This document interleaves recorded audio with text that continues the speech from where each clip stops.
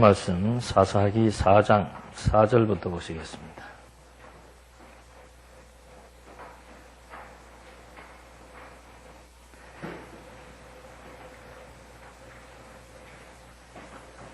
사사기 4장 4절. 그때에 라피도세 아내인 여선지자 드보라가 사사로 이스라엘을 다스렸는데, 드보라가 에브라임 산지 라마와 베델 사이 드보라의 종려나무 아래에 앉아 있었고, 이스라엘 자손이 그 여자에게 올라와 재판을 받았다. 드보라가 납달리 게데스의 사람을 보내어 아비노임의 아들 바락을 불러서 그에게 말하였다. 여호와 이스라엘의 하나님께서 명령하지 않으셨느냐? 너는 납달리와 스불론의 자손들 가운데서 10,000명을 뽑아 거느리고 다볼산으로 가거라. 내가 야빈의 군대 장관 시스라와 그의 병거들과 그의 군사들을 기손강으로 이끌어내어 너의 손에 넘겨주겠다. 바락이 그 여자에게 말하기를, 당신이 저와 함께 가신다면 저도 가겠지만 가지 않으시면 저도 가지 않겠습니다 하므로, 그 여자가 말하기를, 내가 반드시 너와 함께 가겠다. 그러나 내가 가는 길에서 너는 영광을 얻지 못할 것이니 여호와께서 시스라를 여자의 손에 파실 것이기 때문이다 하고, 드보라가 일어나 바락과 함께 게데스로 갔다. 바락이 스불론과 납달리를 게데스로 불러 모으니 10,000명의 사람이 그를 따라 올라갔고, 드보라도 그에 함께 올라갔다. 10절까지 말씀 우선 봉독해 드렸습니다. 사사 시대에 약 한 두세 명 정도 되는 사사들을 등장시켜서 하나님은 약 한 300년 기간 동안 이스라엘 백성들을 시험하십니다. 시험하시는 이유는 뭔가? 그건 물론 이스라엘 백성들로 하여금 왕의 필요성을 깨닫게 하고, 그렇게 해서 자기들에게도 왕이 있어야 되겠다라고 하는 요청을 이제 하나님께로 하게 하기 위한 데 있다고 말씀을 드렸습니다. 그래서 이 왕이라고 하는 것은 물론 나라를 다스리는 것이 왕인데, 왕의 핵심적인 사역은 무엇으로 다스리는가? 말씀으로 다스리는 겁니다. 다시 말하면은 이스라엘 백성들에게 사사가 있을 때는 사사가 살아있는 동안 이스라엘 백성들에게 사사를 통해서 하나님이 어떻게 이 민족과 함께 하셨고 어떻게 섭리하셨는지를 깨닫게 해서 백성들이 여호와를 잊어버리지 않고 경외할 수 있었습니다. 이와 마찬가지로 왕의 일이라고 하는 것, 사사는 통치자인데 왕도 통치자지요. 그래서 이 왕의 일도 결국은 백성들에게 율법을 통해서 하나님이 여호와로 이 민족을 이끌어 오셨다는 사실을 잊어버리지 않고 교육하게 하는 것이 왕의 주된 임무죠. 그래서 하나님께서는 백성들에게 그 왕의 필요성을 절감하게 했는데, 똑같은 왕의 필요성이라 하더라도 백성들이 생각하는 왕의 필요성과 하나님이 생각하는 왕의 필요성은 다르죠. 백성들은 당신들의 평안과 안녕을 추구하기 위해서 왕이 있어야 된다라고 생각해서 왕을 요구하는 것이고, 하나님은 하나님 당신 열조와의 언약대로 유다 지파에게서 왕의 홀이 떠나지 않겠다고 약속하신 대로 유다 지파를 따라서 왕을 등극시킴으로 말미암아 하나님은 비록 600년 전의 언약이지만 그 언약을 잊어버리지 않고 그대로 왕조를 계승시켜서 1000년 만에 다윗을 왕으로 세우시는 여호와이심을 계시하기 위한 것. 그러니까 항상 우리가 성경을 공부하면서도 우리도 그런 함정에 많이 빠집니다. 왕의 필요성, 백성들의 필요성과 하나님의 필요성은 다르다 그랬습니다. 백성들은 자기 평안과 안일이에요.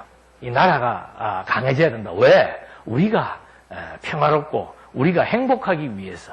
그러나 하나님은 반드시 그 나라 유다 지파에게서 왕을 주셔서 나라를 세우시겠다. 왜? 이건 하나님이 당신 스스로가 세운 언약을 성취하심으로써 하나님이 여호와로 존재하신다는 사실을 계시하고자 하는 것.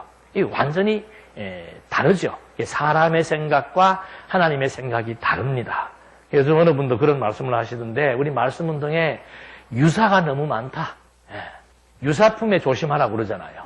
가르치는 사람도 유사품이 많고 공부하는 성도님들도 유사품이 많다. 그건 사실이에요. 그게 무슨 말인가?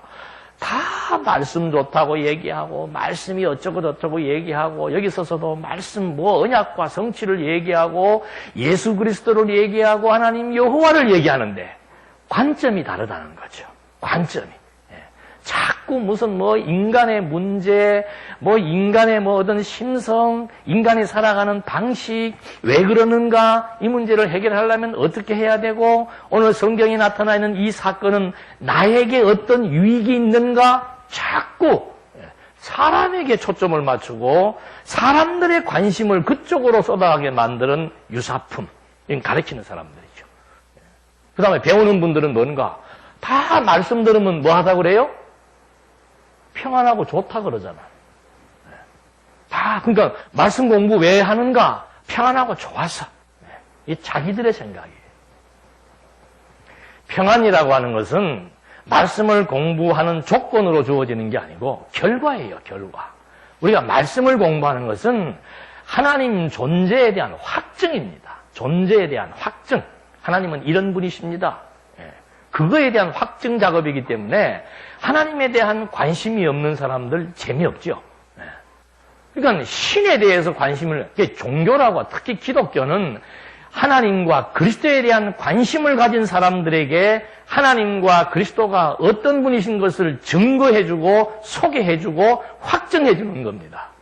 그러니까 그리스도에 대한 관심이 없다, 하나님에 대한 관심이 없다, 그 유사품이에요. 그거 왜 믿는가? 그러니까 우리는 어정뛴 거예요. 다른 기독교는 확실하잖아요. 뭐예요? 기복주의. 예수 믿으면 잘 된다. 그러니까 막 여기에 매여서 열심 내는데 우리는 열심히 안 나요. 왜? 이제 편안하고 좋은데 뭐 열심 날 게 뭐 있냐. 이게 이제 유사품과 진품의 차이지요. 여러분들 스스로가 진단할 수 있는 거예요. 누구를 의식할 것도 없고 보여줄 것도 없고 스스로 진단, 내가 지금 유사품인가? 내 안일과 평안을 추구하기 위해서 내가 지금 말씀을 듣고 공부를 하느냐? 정말 하나님에 대한 관심, 하나님에 대한 궁금증, 그분이 하신 약속이 과연 이루어질 것인가? 왜 이루어져야만 되는가? 그리고 나는 이 땅에 살면서 도대체 어디에 관심과 가치와 목표를 두고 살 것인가? 확연하게 달라지는 거라 이 말입니다. 그래서 이 시대에도 똑같이 백성들이 왕을 요구하는 왕의 필요성에 대한 관점과 하나님이 지금 왕을 주시기 위해서 섭리해 나가시는 하나님의 관점은 이렇게 인간 본의와 신 본의로 양극화되는 현상들이 나타나는 것이다 이 말입니다. 그래서 우리들도 스스로 예민하고 날카롭게 진리에 대해서만큼은 예민하고 날카로워져요. 인간적인 관계에 대해서는 다 별 인간 없습니다. 다 거기서 거기에요. 그러나 진리에 대해서만큼은 한 말도 틀리면 안 돼요. 어제도 보니까는 막 그 대한예수교 장로회 총회가 설립된 지 나는 그게 그렇게 대단한 일인지 그거 설립 기념 예배를 드리는데 어디 체육관 잠실인 것 같아 막. 아마 최근에 그렇게 많이 모인 거는 없을 거예요. 왜? 장로교 교단들이 지금 막 하나도 안 모이니까 그걸 명분 삼아가지고 온 목사들이 지금 막 다 규합을 한 것 같아. 저한테는 연락이 안 왔습니다만. 그래갖고는 그 잠실 체육관에 가득 모인 거예요. 아니, 총회 설립된 게 뭐 그렇게 중요한 일이라고. 그래서 거기서 기도하고 막 이런 뭐 성찬식 베풀고 기도하는 걸 가만히 들어보면은 막 이 사람 말 틀리고 저 사람 말 틀리고. 하나님 아버지 오늘 이 시간에 예수님의 피와 살을, 무슨 피와 살을 나눠요? 피와 살을 나눕니다. 오늘 성령이 임재하셔서 우리 속에 들어오셔서. 이게 무슨 말이에요? 막 이상한 소리를 하는데도 막 청중들은 막, 왜? 뭐 무조건 누구에게 좋은 거니까. 나에게 좋은 거니까. 그러니까 어떤 사람이 그런 뒷반을 합니다. 한국교회 예배는 이건 완전히 이제는 쇼맨십에 의한 예배다. 여기서 무슨 말하면 청중들도 뭐 하는 거예요? 막 아멘, 아멘. 왜 그렇게 아멘 하는가? 이게 다 맞아 떨어지는 거예요. 그런 기현상들을 이렇게 바라보면서, 야, 이게 정말 예수님의 예언대로 진리를 추구하는 그것은 협착하고 찾는 이가 적을 수밖에 없는 이유는 신중심이기 때문에 그래요. 신에 대해서 관심 없는 분들은 그게 별로 재미가 없는 거고, 신에 대해서 관심이 있어야만 하나하나 놓치지 않고 들을 수 있는, 그래서 생각할 수 있는, 그래서 신을 경외하며 살아갈 수 있는 제대로 된 신앙적 흐름을 탈 수가 있다는 것이죠. 그래서 지금 여기서도 똑같은 시험이 지금 반복되고 있습니다만은 그 시험의 중심점을 우리가 정확히 간파하면서 이 내용들을 확인해 볼 필요가 있는 거죠. 그러니까 지금 이 앞에 사사들이 있었을 때 평안하다가 사사가 죽고 나니까 그 다음에는 또다시 어려움이 옵니다. 사사가 죽었다는 것은 교육의 단절입니다. 하나님에 대한 교육 단절입니다. 그렇게 됨으로써 바로 인간은 본능으로 돌아가는 겁니다. 본능으로 돌아가서 범죄하게 되니까 하나님께서 그들을 이제 다시 원주민들에게 붙여서 어려움을, 곤욕을 치르도록 하나님께서 섭리해 나가신 거죠. 그래서 하나님 앞에 다시 또 간구하고 호소하니까 하나님이 이번에는 드보라를 세우는데 이 드보라는 여자라고 그랬습니다. 여기도 보십시오. 그 여자가 막 이러잖아요. 그 지금 기분 나쁜 거예요. 예. 지금 이 세대도 아직도 그런 것이 남아있지만 지금으로부터 이게 지금 언제 일입니까? 거의 지금 뭐 3,500, 4,000년 가까운 시대의 고대 시대의 지금 일인데 그 고대 시대는 여자들은 유대인들도 역시 사람을 계수할 때 백성들의 숫자에 집어넣지도 않는 것이 통례였습니다. 근데 그런 여자가 민족의 지도자가 되고 백성들을 재판한다? 이게 납득이 갈 수 없는 얘기지요. 근데 하나님께서 왜 그렇게 하시는가? 그걸 이제 우리는 알면 되는 겁니다. 그래서 지금 이런 그 여인을 동원을 시켜서 물론 당시에 충격적인 사례입니다만은 이스라엘 민족들 완전히 이 나라를 세우고 전쟁을 통해서 승리하게 하시는 분이 누구이시다. 그러니까 가장 약자, 그 시대적 배경으로 봤을 때는 가장 약한 자, 여자였습니다. 지금은 강한 자가 여자지만은 그 시대는 약한 자가 여자였습니다. 여자가 무슨 나와서 민족을 이끌어 나가고 더군다나 그 시대는 뭐예요? 전쟁을 하는 겁니다. 전쟁. 죽느냐 사느냐. 근데 이 여자가 장군한테 얘기를 하죠. 너 지금 한 10,000명 뽑아가지고 두 지파에서 10,000명 뽑아가지고 어디로 가서 이 사람들을, 이 군대를 철병차 900대를 가지고 있는 막장한 야빈의 군대를 좀 이렇게 유인을 해라. 그럼 내가 다른 전략에 의해서 그들을 공략하겠다라고 하니까 이 친구가 좀 그대로 하면 좋을 텐데 죽어도 같이 죽고 살아도 같이 살. 나는 혼자는 못하겠다. 같이 죽자. 그 얘기예요. 그러니까 좋다. 그럼 내가 같이 가주마. 그래가지고 누구예요 이름이? 예? 바락 이름은 안 좋아요. 앞에도 듣던 바락, 아브라함 때도 나왔는데, 이 바락이 결국은 이제 여자 선지자의 그 말에 불신하고, 결국은 이제 같이 합세를 해서 전쟁을 치르고자 하는 겁니다. 그러니까 벌써 이 선지자, 이 드보라는 선지자이기 때문에, 하나님의 말씀을 이미 다 듣고 있고, 앞으로 진행될 것이 어떻게 될 것을 다 알고 있습니다. 그러니까 확신 가지고 하는 거예요. 그래서 지금 이 전쟁의 승패가 반드시 우리가 이기게 돼 있고, 근데 여기에 지금 모든 공을 세우는 것은 여자다, 여자. 지금 너 나하고 같이 있지만 결국 전투에서 이기게 하는 것은 여자 하나가 또 적장을 죽이게 될 것, 그걸 미리 여기서 또 예언을 해주는 거예요. 이렇게 해서 지금 남성 중심의 부계사회에서 여자인 드보라, 가장 약한 자인 드보라를 통해서 섭리해 나가시는 하나님의 섭리 역사. 근데 성경을 보면은 항상 하나님이 이런 방식으로 섭리를 해 나가요. 모세도 언제 쓰는 겁니까? 폐인됐을 때 쓰잖아요. 왕궁에 있을 때 쓰면은 좋지요. 왕궁에 있는 사람들하고 이 관계도 좋고 정치력도 발휘할 수 있고 좋잖아요. 근데 그때 하나님이 모세를 쓰지 않고 도리어 모세를 살인자를 만들어서 미디안 광야에다가 40년 동안 양만 치는 폐인을 만들어버려요. 여러분 생각을 해보십시오.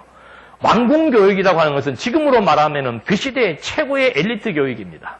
최고의 엘리트 교육을 받은 사람이 어디가 있는 겁니까? 이거 완전히 변방. 그 뭐 사람도 없고 인적도 없고 풀만 있는 곳에서 양들 데리고 살기를 몇 년이에요. 40년쯤 그렇게 되면은 인간 두뇌 다 망가져 버립니다. 완전히 패배의식에 젖고 열등감에 젖고 그것도 어떤 딱지를 지금 달고 있습니까? 살인자예요. 인생 끝난 거예요. 그러니까 하나님은 모세도 완전히 폐인 만들고 살인자에다가 폐인에다가 완전히 그것도 1, 2년도 아니고 40년 동안 모든 기력을 다 뽑아버린 거예요. 그렇게 해놓고는 그 시대에 가장 막강한 바로의 권세에게 뭐 하게 만듭니까? 도전하라고 하는 거예요. 왜 그렇겠어요? 근데 우리는 반대로 생각합니다. 내가 능력이 있고 내가 똑똑하고 내가 유력하고 주변 사람들을 많이 알고 있고 그래서 좋은 인간관계를 형성하고 있고 내 전화 한 통하면 탁탁탁 안 되는 일이 있고 여러분 그거 이상하지 않아요? 왜 검사들이 왜 대학교 학장들이 왜 사회의 그 저명 인사들이 그렇게 온 국민들이 지탄하는 국회의원 배지를 달라고 하는지 저는 국회의원 얘기하는 거 직접 들어봤어요. 권력의 맛을 아느냐. 그게 무슨 말인지 아세요? 국회의원 되고 나면 우리 지난번에 봤지 않습니까? 특혜가 무지무지하게 많습니다. 특혜가 그게 사람 죽이는 거예요. 그리고 전화 한 통하면 안 되는 일이 없습니다. 융자 문제, 법 문제, 뭐 별하별 취업 문제 전화 한 통하면 끝나요. 우리 생각에는 그래야 지금 무슨 일이 되는 줄로 알잖아요. 그런데 하나님의 백성들은 하나님을 아는 사람들은 모든 일을 누가 하십니까? 하나님이 하신다. 그게 주체를 지금 우리에게 확인시켜 주는 겁니다. 전쟁의 주체가 누구인가? 우리 삶의 주체가 인간이냐 하나님이냐? 그거 지금 시험에서 교육시켜 주는 거예요. 그래서 드보라를 세운 이유도 거기에 있고 모세를 세운 이유도 거기에 있고 다윗이 골리앗과 싸울 때도 다윗은 모든 사람들이 다 무시한 사람이었습니다. 다윗도 무슨 전쟁 경험도 없고요. 근데 그 어린 다윗에게 하나님께서 뭘 주는 겁니까? 사명을 주는 거예요. 너 할 수 있다 이거죠. 왜? 하나님이 너에게 지금 지명해서 기름을 불러서 너를 왕으로 세우기로 하나님이 지금 뜻을 정했으니까 너는 누구하고 싸워도 이기게 돼 있다는 그것이 다윗으로 하여금 믿어지도록 하나님이 섭리하신 거예요. 유대인들의 모든 힘 있는 장수들이 다 두려워 떨고 있을 때 꼬마 다윗이 당당하게 나가서 골리앗을 무찌르게 섭리하시는 하나님의 섭리 역사. 그래서 뭐 여기도 그 다음에도 나옵니다만 기드온 군대도 마찬가지지요. 300명 데리고 16만 대군하고 전쟁을 치러서 이기게 하시는 하나님의 섭리 역사. 근데 우리는 이게 믿어져야 되는데 이게 진짜 믿어져야 돼요. 이게 믿어져야 우리가 지금 이 땅에 살면서 어떤 어려운 처지에 있고 내가 뭐 다른 사람보다 무엇이 부족하고 내가 뭐가 좀 약하고 그게 내 컴플렉스가 되고 그게 내 열등감이 되고 내 패배의식이 되는 것이 아니고 내가 약할수록 내가 도리어 지금 약한 부분이 있기 때문에 무엇이 드러난다? 하나님의 살아계심이 드러나고 하나님의 능력이 드러나고 하나님의 하시는 일을 내 눈으로 그냥 정확하게 볼 수 있다라고 하는 이런 신앙적 유익으로 바뀌어야 되는데 똑같은 거예요. 뭐 좀 안 되면은 기운이 빠지고 걱정하고 근심하고 염려하고 그래서 처세해야 되고 처세와 예의는 다른 겁니다. 내 상사에 대해서 예를 갖추는 것과 내가 어떻게 되기 위해서 처신을 하는 것과는 다른 거죠. 그러니까 사람들이 전부 그런 식으로 살아갈 수밖에 없는 이유가 바로 뭔가? 이런 거 공부할 때는 맞아 하나님께서 드보라 사워 해가지고 했지. 모세도 그렇게 하고 썼지. 나는요. 마찬가지예요. 그러니까 우리는 그 순간만 보면 안 된다 이 말입니다. 하나님께서 어려운 여건을 주셨을 때는 그게 나 지금 평안하고 나 지금 불안하고 나 자체에 지금 문제를 갖고 내 삶 자체에 지금 하나님은 핵심을 두고 섭리하시는 게 아니란 말입니다. 하나님은 어떤 분이신 줄 알게 하기 위한 거예요. 그러니까 나로 하여금 주변에 의지할 거 없게 만들어버리고 이 일은 누가 봐도 안 된다라고 해놓고 그 다음에 누가 하시는 거예요? 하나님이 하시는 거예요. 그래서 지금 드보라 선지를 세우는 그런 섭리의 의미가 어디에 있는가? 이게 바로 역사적으로는 하나님은 언약대로 모든 여건과 상황을 초월해서 섭리하시는 여호와이시다. 신학적으로는. 그리스도도 마찬가지죠. 인간의 비천한 인간의 몸을 입고 사람들로부터 조롱당하고 배신당하고 모욕당하고 나중에는 처절하게 십자가에서 마지막 운명하시는 가장 약하고 가장 곤혹스럽고 가장 볼품없는 자리에 들어가게 하셨다가 어떻게 하시는 거예요? 부활의 영광을 드러내시게 하시는 하나님의 섭리 역사. 그래서 모든 사람들로 하여금 하나님이 살아계신다, 하나님이 하신다, 그걸 지금 확정시켜 주신 그리스도의 죽음과 부활에 대한 예표로서의 모형과 그림자라고 하는 뜻도 함께 함의하고 있는 겁니다. 이런 이제 배경 속에서 이제 실제로 전쟁이 벌어집니다. 11절에 보니까 모세의 장인 호밥의 자손 가운데 겐 사람 헤벨이 자기 족속을 떠나 게데스 근처 사린님 상수리 나무 곁에 천막을 쳤다. 아비노함의 아들 바락이 다볼산에 올라갔다는 소식이 시스라에게 전해지니 시스라가 자기의 모든 병거 곧 철병거 900대와 자기와 함께 있는 모든 군사를 하로셋 학고임에서 기송강으로 불러 모았다. 드보라가 바락에게 말하기를 일어나 이날은 여호와께서 시스라를 내 손에 넘겨주신 날이다.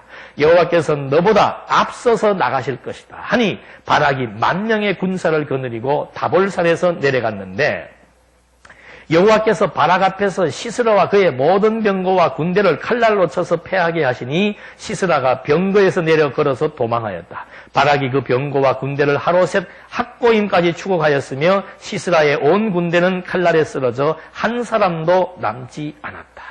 그러니까 이 지금 전쟁 전술이에요. 이게 지금 약 한 600m 고지에 지금 여기에 바락과 드보라가 여기에 지금 있고 이 밑에 기송강이 흐르고 있고 이 기송강이 흐르는 이 골짜기에 지금 이 적군들 야빈의 군대가 주둔하고 있다가 결국은 이들을 따라서 추격하려고 하다가 결국은 강이 범람하고 병차는 진흙바닥에서 쓸모없는 게 돼버리고 그래서 병차에 내려서 도망하게 되고 그 틈을 타서 이제 바락이 쫓아가서 그를 죽이게 되는 이런 이제 전쟁의 전술과 전략 이런 것들이 전부 하나님은 여선지 드보라에게 미리 다 예언을 해주고 그 사실을 깨닫게 해주고 이 전쟁은 하나님께서 우리들의 손에 붙여서 이기게 한 전쟁이라고 하는 것에 대한 확신을 갖고 전쟁에 임하게 하시는 하나님의 섭리 역사. 17절에 시스라가 걸어서 겐 사람 헤벨의 아내 야엘의 장막으로 도망하였으니 이는 하솔 왕 야빈과 겐 사람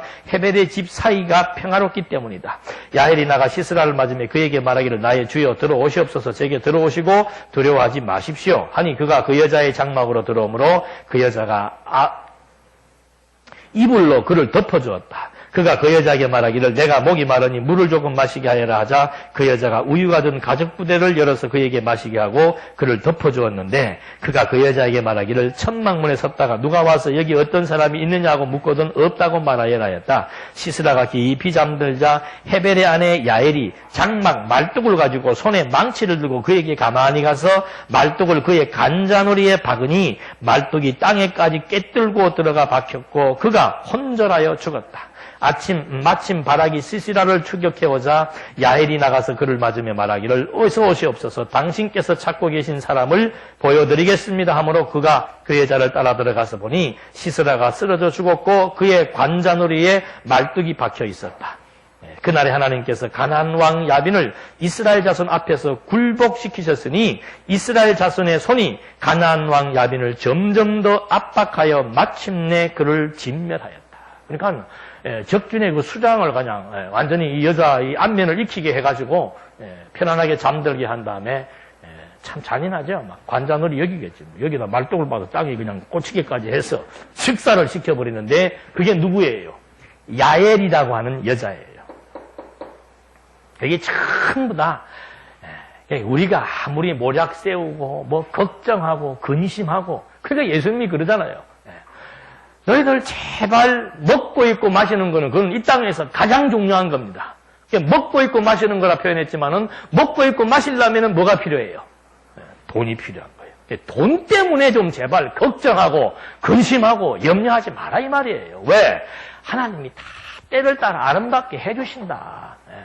그럼 나 어떡하란 말입니까? 뭐 자기 생각에 지금 정해놓은 규모를 가지고 얘기하는 것이지 하나님이 정해놓은 규모가 있단 말입니다. 창고를 늘리지 마라 이 말이에요. 그냥 오늘 살면 돼요. 하나님께서 정말 때를 따라서 하나님께서 먹이고 입히고 살리실 것이 너무도 분명하게 지금 우리는 일반 계시를 통해서도 다 볼 수 있잖아요. 그래서 하나님이 하심을 알면은 염려하고 근심할 것도 없고 또 미리 땡겨서 막 불안해하고 초조해할 것도 없고 여기도 보십시오. 왜 야엘이라는 여자와 그 시스로와 미리 다 알게 한 겁니까? 하나님이 다 필요해서 그렇게 쓰는 거라니까. 내가 맺는 인간관계 억지로 맺을 것도 없고 억지로 뭐 할 것도 없는 거예요. 모든 것 하나님이 다 조율해서 망하게 하려면은 그때 그 사람을 나에게 망하게 하기 위해서 도전해 오는 사람들은 전부 아는 사람이지 모르는 사람 없습니다. 그리고 다 믿을 만한 사람이에요. 근데 그 배후에 누가 조정해 나가는 겁니까? 하나님이 섭리해 나가시는 거예요. 그러니까 하나님의 손길을 보는 사람은 바둑을 두는 것과 같은 거예요. 수를 아는 거예요. 하나님께서 이제 어떻게 섭리해 나가실까? 하나님 섭리 방법 알잖아요. 하나님께서 이렇게 저렇게 하셨으니까 저렇게 이렇게 하시는구나. 한번 보자. 그대로 되는지 안 되는지 한번 보자.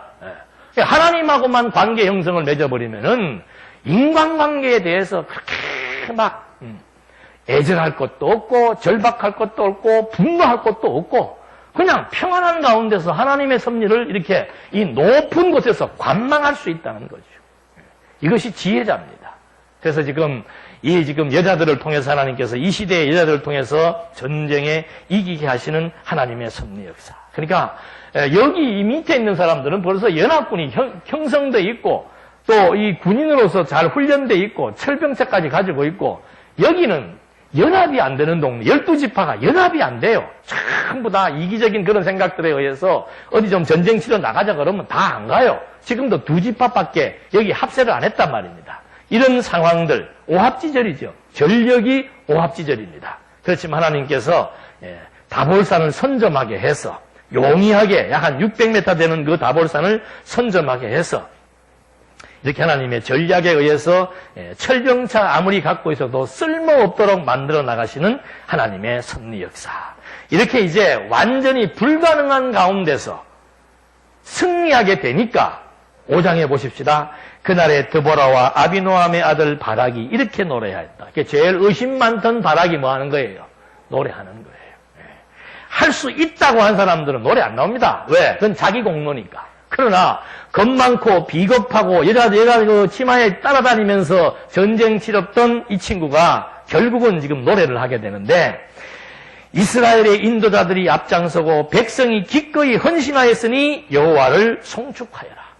그러니까 이것은 인도자들이 앞장섰다고 해서 그들을 찬양하는 게 아닙니다. 하나님께서 그들에게 확신을 주고 그들을 부르시고 그들로 하여금 정말 믿음으로 담대히 나가서 싸우게 하도록 섭리하셨고 백성들이 또 거기에 10,000명이나 다 같이 헌신해서 이 승리를 얻게 하신 하나님을 송축하자 이 말입니다. 들어라 너희 왕들아, 귀를 기울여라 통치자들아, 내가 여호와께 노래할 것이니 여호와 이스라엘의 하나님을 찬송할 것이다.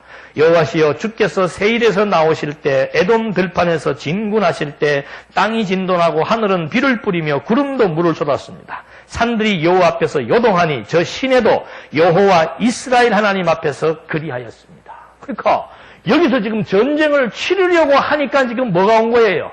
피가 그냥 막 쏟아졌다 이 말입니다. 그러니까 이 비 오는 것도 그냥 오는 게 아니지요.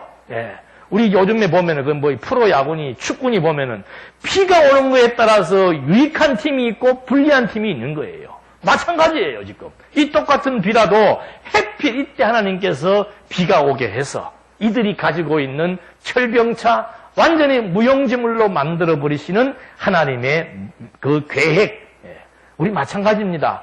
아무리 우리가 유능하고 뭐 미국이 막강하고 대단한 무기를 가지고 있어도 그것도 하나님께서 못 쓰게 하시려면 못 써요. 만약에 전쟁 됐는데 막 지금 이번에 왔던 이런 태풍들이 갑자기 일어나 버리면은 포 쏘면 뭐 합니까? 휙휙휙휙 다 흔들려 버릴 텐데. 그런 식으로 지금 하나님께서 섭리하신 거에 대해서 이 바락이 그걸 깨닫게 된 것이죠. 그러면서 아낫의 아들 삼갈의 시대에도 야엘의 시대에도 사람들이 큰 길을 버리고 오솔길로 다녔다. 난 느보라가 일어나기까지 이스라엘의 어머니인 내가 일어날 때까지 이스라엘의 관원이 그치고 그쳤다. 사람들이 새로운 신들을 택하였을 때 전쟁이 성문에 미쳤으나 이스라엘 4만 명 가운데 방패나 창이 보였던가? 내 마음이 이스라엘의 지도자들 곧 백성 가운데서 기꺼이 헌신한 자들을 향하니 너희는 여호와를 송축하여라.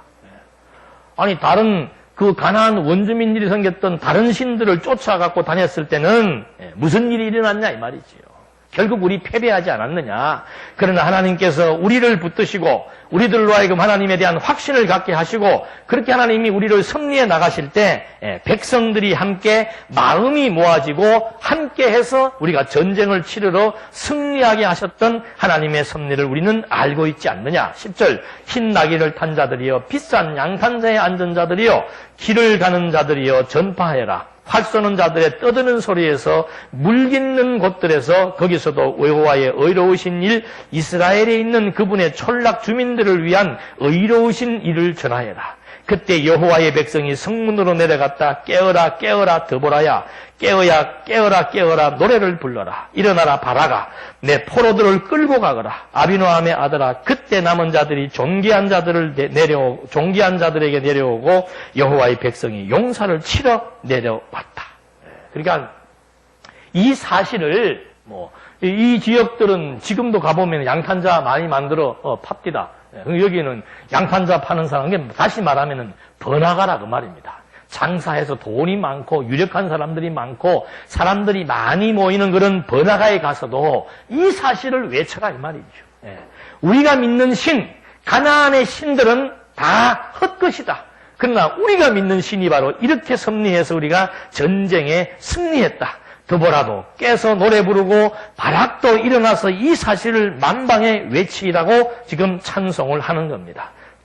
그러니까 그 종기한 자들은 여기에 주둔해 있던 그 원주민들 야빈의 군대를 말하는 겁니다. 그 시대에 유력했던 그런 친구들 무슨 별 볼 일이 있더냐 이 말입니다. 여호와의 백성이 용사를 치러 도리어 내려와서 그들을 진멸시킨 이 놀라운 역사. 삼갈의 날은 블레셋 사람 600명을 죽였던 때고 야엘의 날은 시스라 군대 장관을 죽인 때입니다. 드보라의 날은 시스라와 가나안인이 야빈을 죽인 때죠. 그러니까 이 전쟁은 어떻게 치렀는가? 하나님께서 지도자를 세웠고 그 다음에 하나님께서 백성들의 마음을 움직여서 함께 누구를? 여호와를 의지하면서 여호와가 지금 이 전쟁을 치르러 승리하게 하신다는 약속을 먼저 받고 온 지도자와 백성들이 한 마음 한 뜻 되어서 하나님을 중심으로 지금 모여서 치르게 된 전쟁이었다 이 말입니다. 그러니까 여리고성을 돌 때하고 지금 이때하고 또 다릅니다. 여리고성을 돌 때는 백성들이 하나님께서 돌아가는 게 돌기만 돌고 성 무너지는 것 본 것이고 이건 어디에 참여한 거예요? 전쟁에 참여한 거예요. 그러니까 전쟁에 참여하면서 결국은 여호와에 대한 검증을 통해서 진짜로 여호와가 이 전쟁을 이기게 하셨다는 것을 몸으로 지금 깨달아 배우게 한 거라 이 말입니다. 그러니까 이런 찬송이 나오는 거죠. 그냥 찬송도 그냥 이렇게 평이하게 살면서 그냥 이론적으로만 알 때는 찬송 안 나옵니다. 정말 힘들고 어려운 여건 속에 하나님이 집어넣으셨다가 성경에 말씀하신 대로 하나님이 집어넣으시고 하나님이 빼셨다라는 사실을 깨닫게 될 때 여호와가 하셨다 다니면서 그냥 시장 바닥이나 어디나 그냥 사람이 많은 곳 있든지 없든지 다니면서 여호와를 증거할 수밖에 없는 거예요. 왜? 사실이니까. 하나님의 살아계심이 너무도 분명하니까. 그래서 우리에게 이 험정이라고 하는 것은 너무도 중요한 겁니다. 그래서 하나님께서 결국 유대인들에게도 이 시험의 의미는 뭔가? 하나님이 이렇게 하신다는 진정한 통치권이 하나님에게 있다. 그 사실을 왕을 통해서 끊임없이 교육을 하게 해서 백성들로 하여금 여호와가 하신다는 것 잊어버리지 않고 여호와만 의지하면서 여호와의 뜻을 중심으로 모여서 살아가게 하시는 하나님의 섭리 역사. 이게 오늘날로 말하면 뭐예요? 이게 교회예요.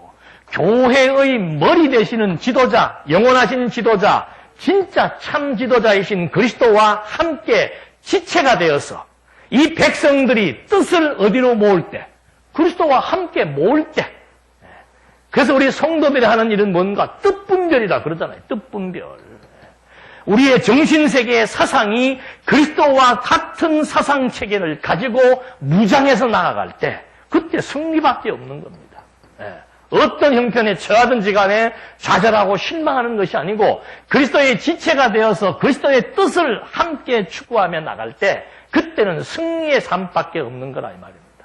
그래서 오늘날 교회도 이게 참 중요한 거예요. 누구와 함께 하는가. 밥을 먹어도 누구와 함께 먹느냐에 따라서 밥맛이 다르잖아요. 예? 여러분이 세상을 살면서도 누구와 지금 내가 함께 어울려서 무슨 생각을 가지고 사느냐 굉장히 중요한 겁니다. 같은 그리스도인들도 마찬가지예요. 어떤 사람과 함께해서 늘 만날 때마다 모일 때마다 그리스도의 뜻이 무엇인지를 분별할 수 있는 지혜로운 모임, 이것이 가장 힘 있는 모임이고 가장 가치로운 모임이에요. 이 땅 위에서 고통은 무엇 때문에 오는 겁니까? 고통스러운 거 무엇 때문에 옵니까? 우리는 고통스럽다면 벌써 환경부터 생각하잖아요. 분열해서 오는 거예요. 누구와 분열? 그리스도의 뜻과 분열될 때 그때는 반드시 고통이 오게 되어 있습니다. 왜? 그리스도의 뜻과 멀어지니까. 그리스도의 뜻과 분열되니까. 그 다음엔 누구 뜻이 앞섭니까? 인간의 뜻이 앞서는 거죠. 이게 욕심이에요. 우리는 아예 욕심 덩어리로 지금 만들어져 있잖아요. 그러니까 그리스도의 뜻에 순복이 안 되면은 그다음부터는 내 생각, 내 계획, 내 능력, 내 공로, 내 인정, 내 자랑 이런 것 때문에 지금 막 속이 뒤집히기 시작을 하는 거예요. 그게 갈등이고 고통이에요. 아니, 먹을 것과 입을 것이 있은즉 이 말은 하나님이 지금 섭리해 나간다는 사실이 이 뜻과 일치된다는 것을 의미한다 이 말입니다. 평화는 어디에서 오는가? 통일에서 오는 거예요. 통일. 누구와의 통일? 백성들이 지도자와 함께 했던 것처럼 그리스도의 지체인 교회 성도들이 그리스도의 뜻에 모든 생각이 집중되고 몰입되면은 그게 통일이에요.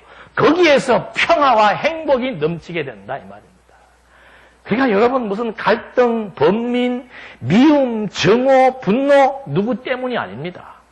누구 때문이라면은 누구 때문이에요? 그리스도와 멀어졌기 때문이에요. 이걸 우리가 진단을 해야 되죠.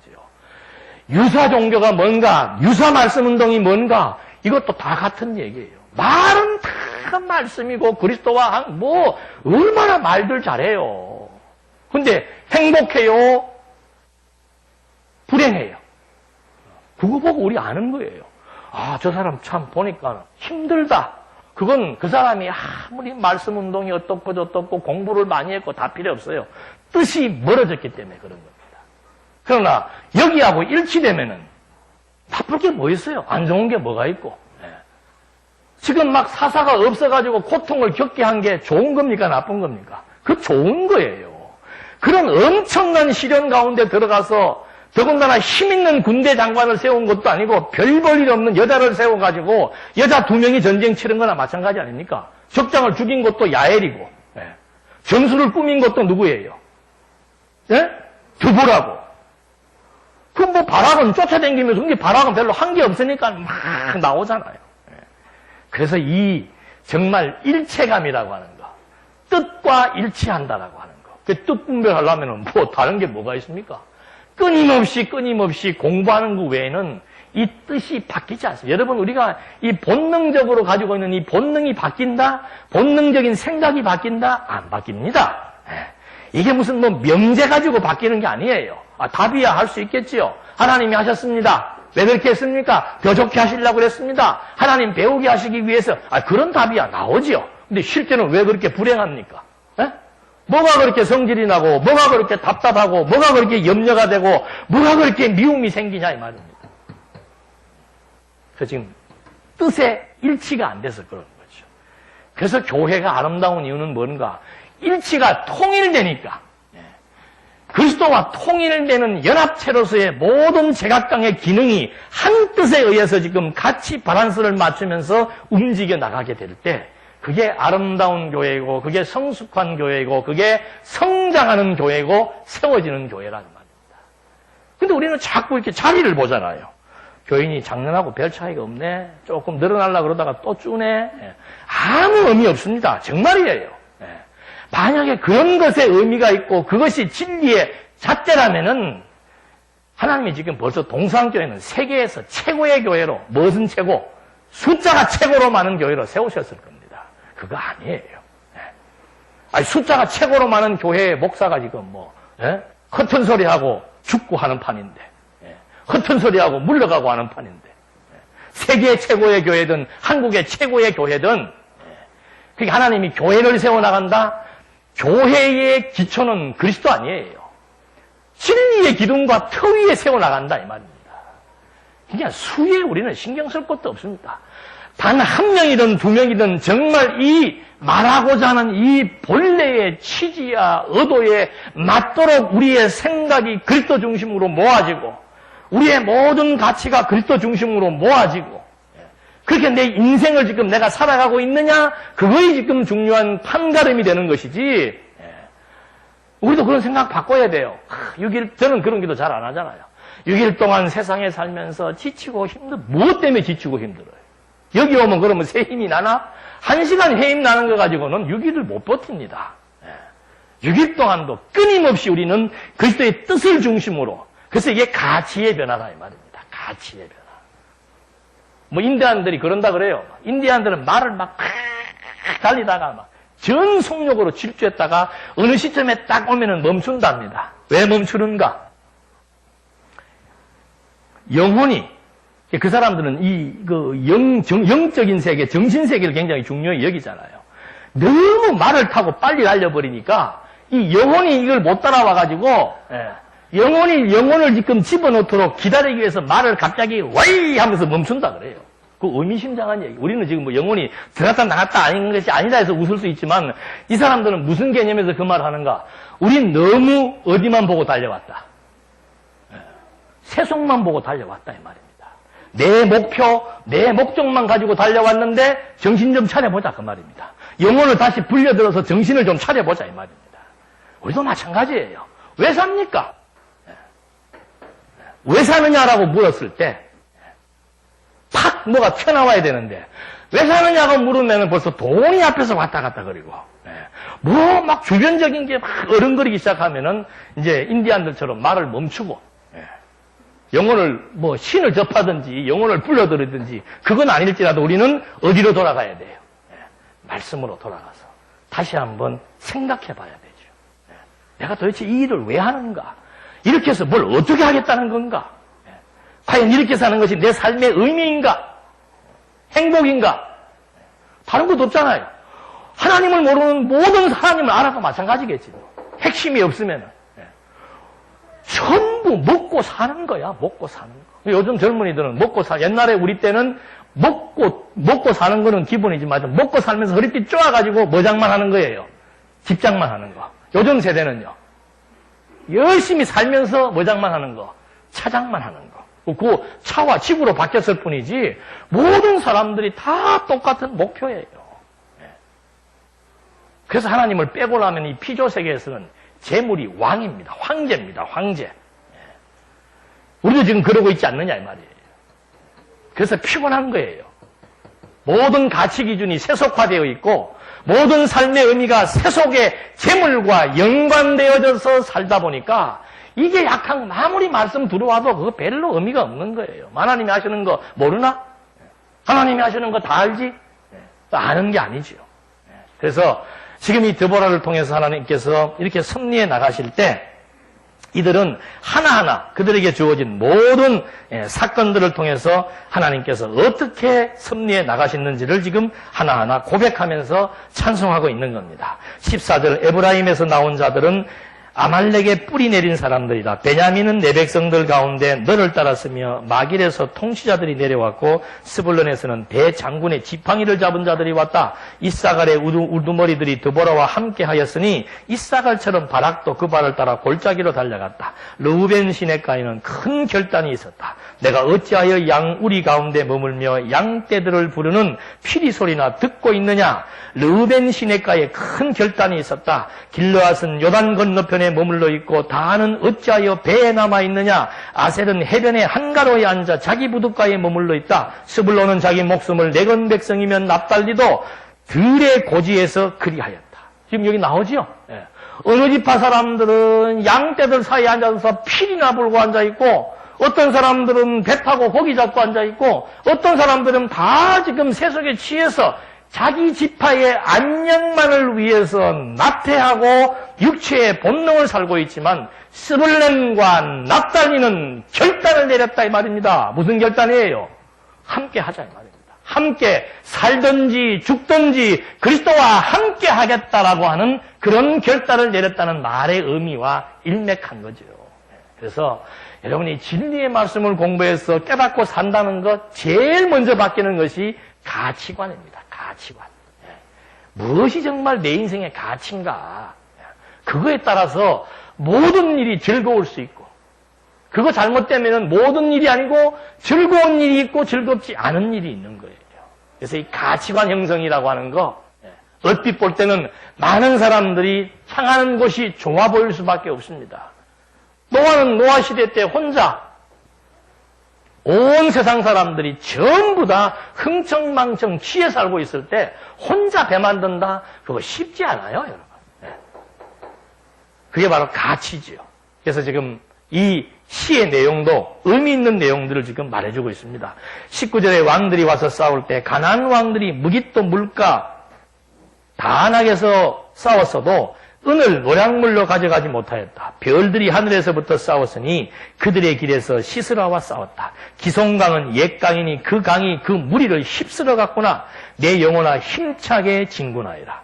그때 말박굽이 땅을 박차고 군마들이 빨리 달려갔다. 메로스를 저주하여라. 여호와의 천사가 말하였다. 그 주민을 심하게 저주할 것이니 이는 그들이 여호와를 돕기 위해 나오지 않았으며 여호와를 도와 용사들을 치지 않았기 때문이다. 그러니까 나머지는 다 저주해버리라 이 말입니다. 그리스도를 믿으면은 복을 얻는 것이고 그리스도와 함께 하지 않으면은 저주받는 거. 똑같은 이치 아니에요.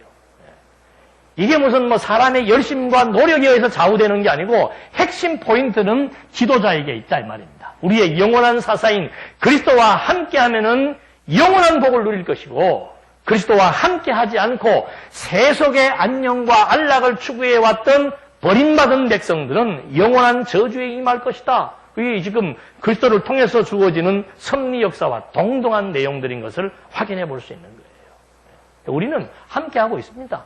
내가 떨어지고 싶어도 놀래지 마십시오. 또 아이고 그럼 내가 이제부터 이렇게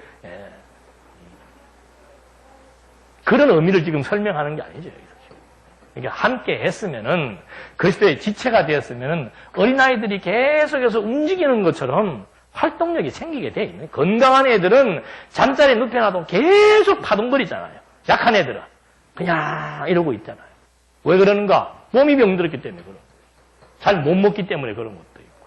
그래서 이 원리, 뜻을 중심으로 함께해서 전투할 수 있는 거. 똑같아요. 지상교회의 목표는 뭐예요? 투쟁하는 교회 아닙니까? 비진리의 세력과 지금 싸우는 거예요. 비진리의 세력과 싸우는 거. 그게 지상교회가 지금 존재해야 되는 이유란 말입니다. 근데 지금 싸움하러 나가자고 그러니까 싸우지는 않고 전부 그리스도와 분열된 상태에서 자기의 안일과 유익을 추구한다? 그것은 생각해 보아야 되고 고려해야 될 문제인 것을 여기서도 밝혀주고 있는 겁니다. 24절 겐사람 헤벨의 아내 야엘은 여자들 가운데서 가장 큰 복을 받고 장막에 거하는 여자들 가운데서 가장 큰 복을 받을 것이다. 시스라가 물을 구하니 그 여자가 우유를 주었는데 값진 그릇에 엉긴 우유를 가져다 주었다. 그 여자가 오른손으로 장막 말뚝을 잡고 오른손으로 대장장이의 망치를 들고 시스라를 쳐서 그 머리를 부수었으니 그의 관자놀이를 깨뜨려 박살냈다. 언어가 좀 격하네요. 그 여자의 발 사이에서 그가 거꾸러지고 엎드러져 누웠구나. 그 여자의 발 사이에서 그가 거꾸러져 엎어졌고 거꾸러진 그 자리에서 죽어 엎어졌구나. 완전히 패배하는 모습.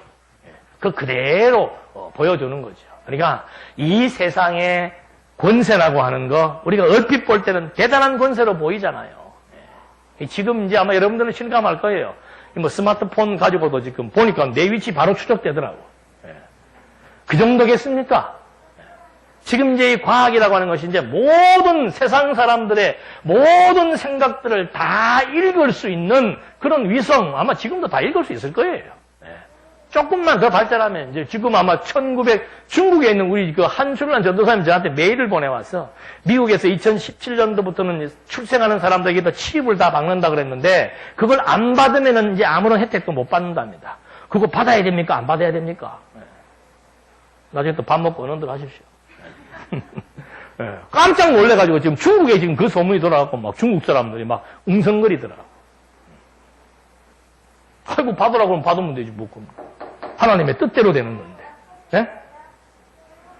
받고 만약에 우리 시대가 그런 핍박과 환난을 받는 우리는 그 시대는 아니에요. 왜 아닌가? 이방인의 때가 있고 유대인의 때가 있잖아요. 그러니까 이게 지금 예수님이 승천하시고 다시 오실 때까지의 큰 흐름이 바로 역사의 흐름이 뭔가? 이방인의 구원의 문과 유대인의 때가 지금 정해져 있다 이 말입니다. 그러니까 예수님이 오셨어도 유대인들이 왜 지금 그리스도를 부인하고 있는가? 유대인의 때가 아니기 때문에 그런 거예요.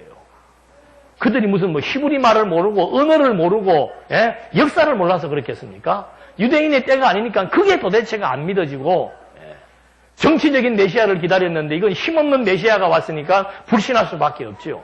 그러니까 이 때가 지나야 돼요. 아직도 지금 중국이 복음화되지 않았고 인도가 복음화되지 않았고 중동 지역에 지금 복음이 전파되어서 복음화되지 않은 그런 상황에서 환난은 누가 겪는가? 이건 유대인들이 겪는 거라 이 말입니다. 유대인들은 일생에 환난은 아예 그냥 그들의 복이에요. 애굽에 400년 동안 광야에서 바벨론에게 그 다음에 예수를 죽인 그 죄 때문에 70년대 전 세계 만방에 흩어져 현대사에서 나치의 학살을 600만 명이 받아 죽어 이때 또 받는 거예요. 우리하고는 어떤 의미에 상관없죠. 이런 분위기를 조성해 가기 위해서 이 시대의 짐승권세라고 하는 게 등장을 해가지고 온 세계 사람들을 하나로 딱 자기 손아귀에 거머쥐는 거예요. 지금 우리나라도 마찬가지고요. 세계도 마찬가지입니다, 여러분. 뭐 대한민국을 움직이는 게 무슨 막 뭐 국민이 아니에요.